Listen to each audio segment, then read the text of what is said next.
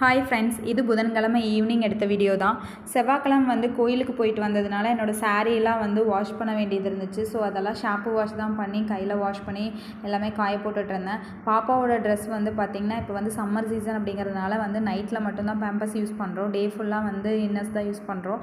அதனால் இன்றைக்கி நிறைய இன்னர்ஸ் இருந்துச்சு. அம்மாவுக்கு கை வலி அப்படிங்கிறதுனால அம்மானால் வாஷ் பண்ண முடியல.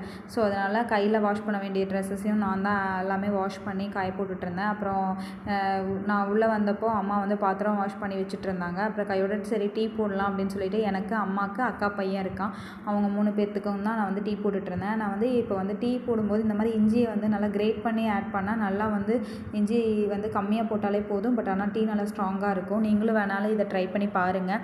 டீ எல்லாமே நான் போட்டுட்டு வந்துட்டேன். உடனே பங்கு பிரிக்க ஆரம்பிச்சிட்டாங்க அம்மாவும் தம்பியும். அவங்கெல்லாம் எடுத்தது போக மீதி தான் எனக்கு வந்தது. உங்கள் வீட்லேயும் இந்த மாதிரி நடக்குமான்னு சொல்லி எனக்கு மறக்காமல் கமெண்ட் பண்ணுங்கள்.